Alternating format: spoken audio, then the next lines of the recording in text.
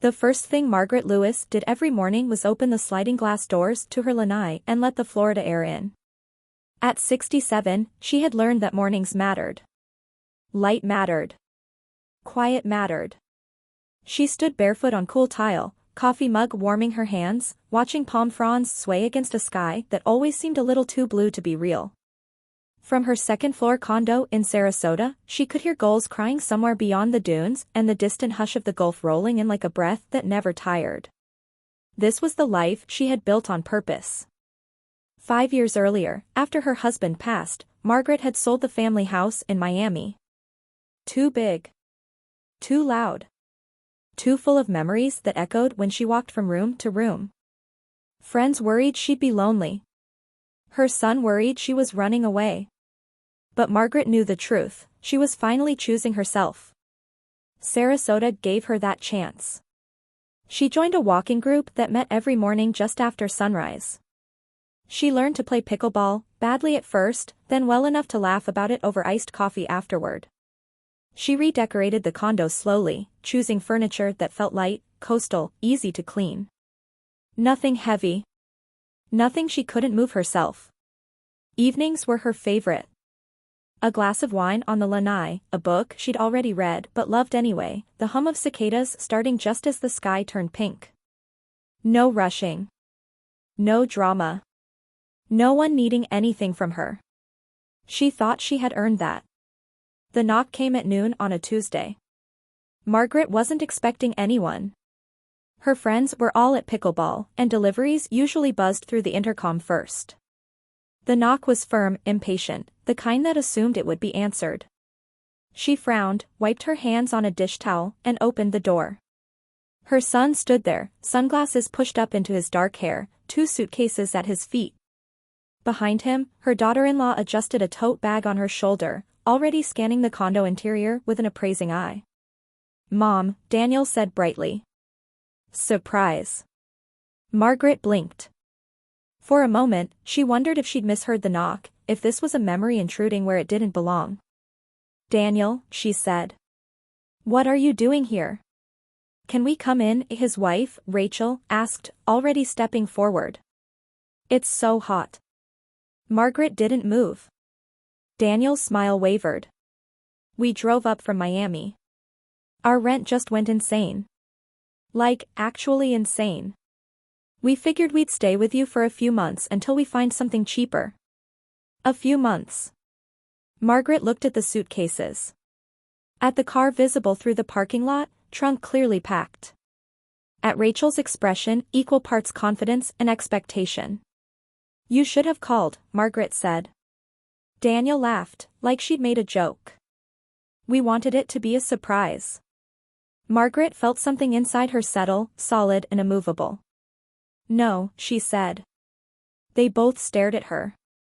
"No?" Rachel repeated, eyebrows lifting. "This is my home," Margaret said calmly. "You can't just show up." Daniel's smile vanished. "Mom, come on. We're family." "That's why you call," she replied. Rachel crossed her arms. "So what, you're just going to leave us standing here?" Margaret took a breath.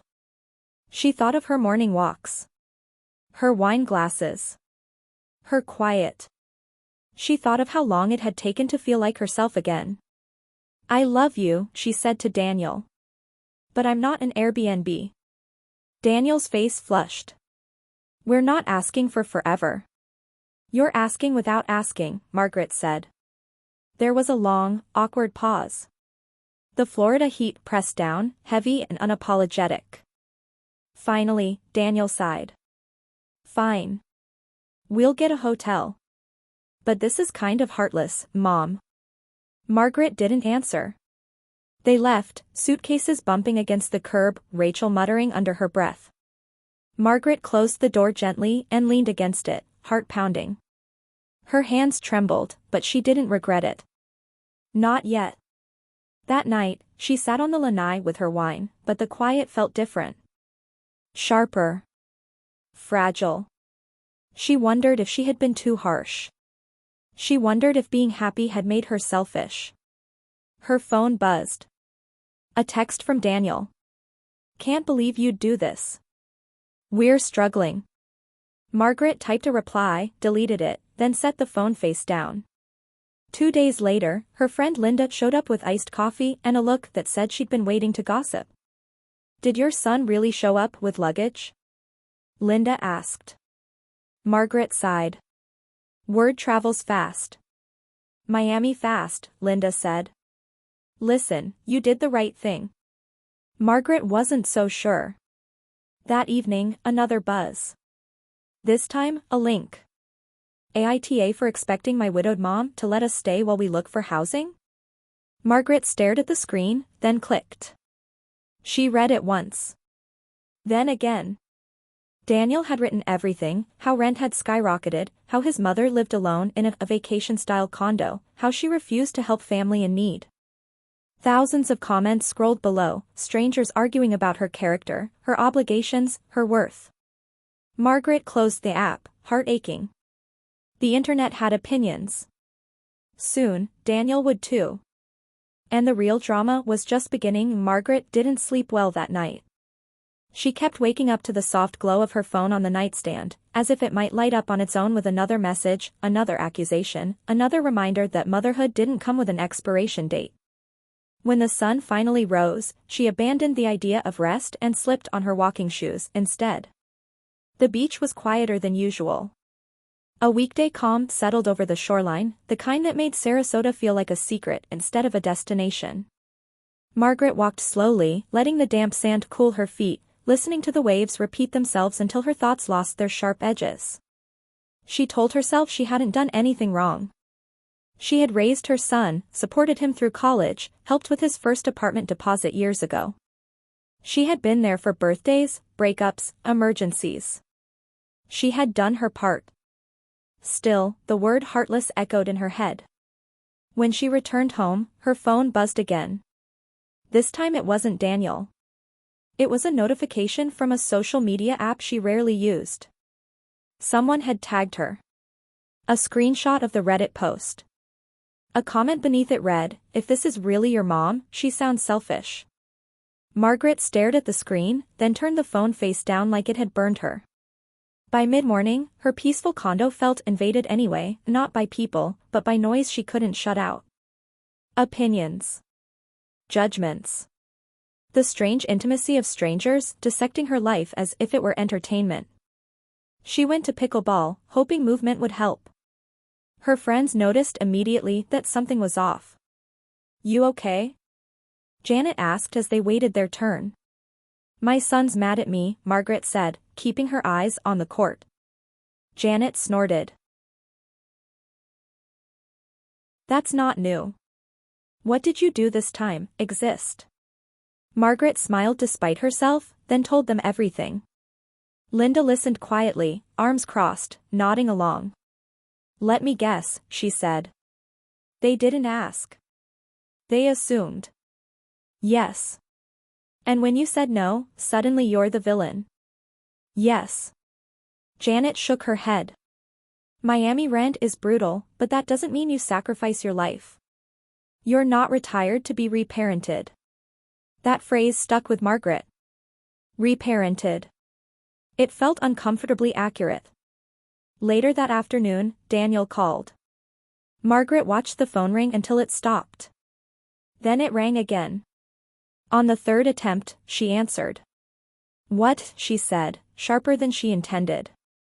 Wow, Daniel replied. Nice to hear from you too. Why did you post about me online? She asked. There was a pause. I needed perspective. You needed strangers to judge me? I needed to know if I was crazy, he snapped. Everyone's acting like I'm some villain for needing help. Margaret sat down heavily on the couch. Did you tell them you didn't call first? Why does that matter? Because it does, she said. Did you tell them you assumed you could move in? Daniel exhaled loudly. You live alone in a condo by the beach. Forgive me for thinking you had space. It's not about space, Margaret said. It's about my life. Your life, he repeated. What about mine? Margaret closed her eyes. Daniel, you're 42. So? So you don't get to blow up my peace because your rent went up. Silence. Then Rachel's voice came on the line, sharp and controlled. We wouldn't be in this position if you hadn't moved out of Miami in the first place. Margaret felt something inside her snap, not loudly, not dramatically, but completely. I moved because I was drowning, she said. I was lonely in a house too big for me. I chose this life. And I won't apologize for it. Rachel scoffed. Must be nice to choose. Margaret ended the call. That night, she scrolled through the Reddit comments she'd avoided earlier. Thousands of them now. Some harsh. Some kind. Some painfully insightful. NTA. Your house, your rules. Adult children aren't entitled to their parents' retirement. She raised him. Now she's allowed to live. YTA if you let them guilt you into giving up your happiness. One comment stopped her cold. My mom gave up everything for us and never complained. Now she's bitter and exhausted. Don't do that to yourself. Margaret set the phone down and stared out at the darkened lanai. The next week was a blur of tension. Daniel stopped calling but posted updates. About how hard it was. About how family should stick together. About how shocked he was by the response, how people were siding with his mom. Rachel, apparently, had been reading too. Margaret heard about it through a mutual cousin who texted her late one night. Rachel's furious. Says strangers don't know the whole story. Margaret replied simply, they know enough. One afternoon, there was another knock at the door. Margaret didn't open it right away. She looked through the peephole and saw Daniel standing alone, no suitcases this time, shoulders slumped. She opened the door but didn't step aside. I'm not here to move in, he said quickly. Can we talk? She nodded and gestured toward the lanai instead of the couch. They sat facing each other, the Gulf breeze filling the space between them. You humiliated me, Daniel said. You humiliated yourself, Margaret replied gently. He flinched. That's not fair. Isn't it? She asked. You didn't ask me privately.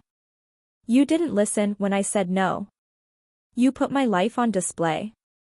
Daniel rubbed his face. I was angry.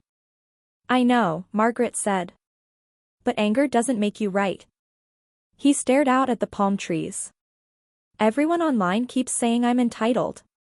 Margaret waited. And I hate that word, he continued. But I can see why they think that. She said nothing, letting the realization find its own footing.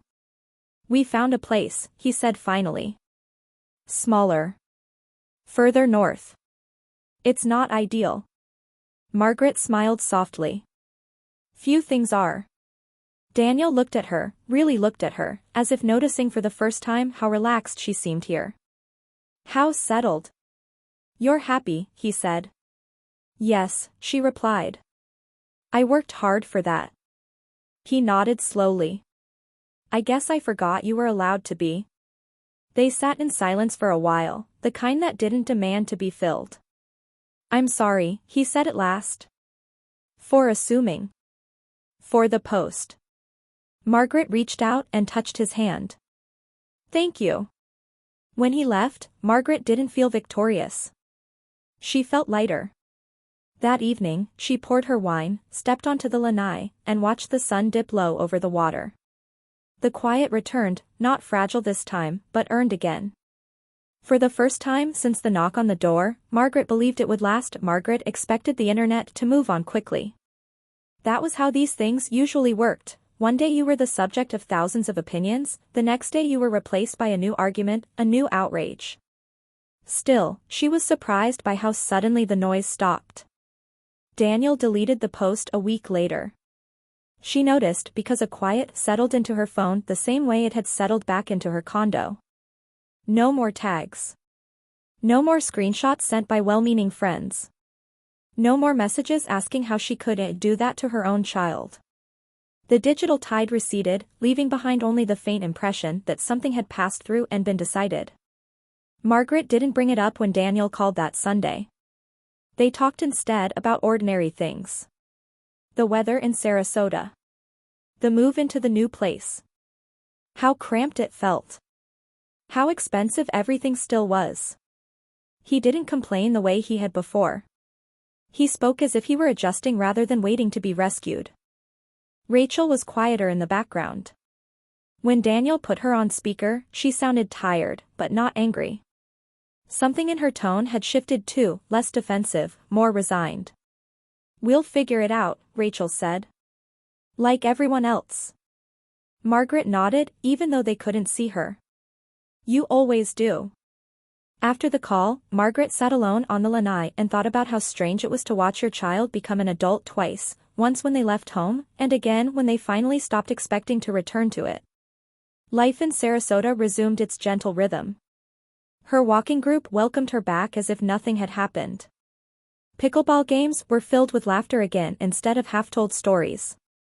She volunteered at the local library one afternoon a week, shelving books and recommending beach reads to tourists who asked if she'd lived here full-time. "I do," she'd say, smiling. One evening, as she rinsed her wine glass, her phone buzzed. A message from Daniel. "I reread the comments before deleting the post. Some of them hurt. But some of them helped. I think I needed to hear it from people who didn't owe me anything." Margaret typed slowly. Sometimes love sounds different when it comes from strangers. A few months later, Daniel and Rachel visited again. This time, they called first. They arrived with a bottle of wine and a small plant for the lanai. No suitcases. No assumptions. Margaret hugged her son tightly, noticing how he smelled of sunscreen and effort, how adulthood sat on him a little more comfortably now. Over dinner, Daniel talked about work, about budgeting, about the reality of starting over in a less glamorous neighborhood. He didn't frame it as suffering. He framed it as life. "I get it now," he said quietly, pushing his plate away. "You didn't say no to us. You said yes, to yourself." Margaret reached across the table and squeezed his hand. "And that doesn't mean I love you less." "I know," he said. "It just took me longer to learn." That night, after they left, Margaret stood alone on the lanai once more. The sky was deep blue, the stars faint but present, the ocean breathing steadily in the distance. She thought about all the years she had spent putting others first. About how easy it was for people to confuse sacrifice with obligation. About how happiness, once claimed, had to be defended. Margaret raised her glass in a quiet toast, to boundaries, to growth, to the freedom of choosing peace without guilt. Inside, her condo was exactly as she'd made it. Warm. Quiet. Hers. And this time, she knew she had done the right thing.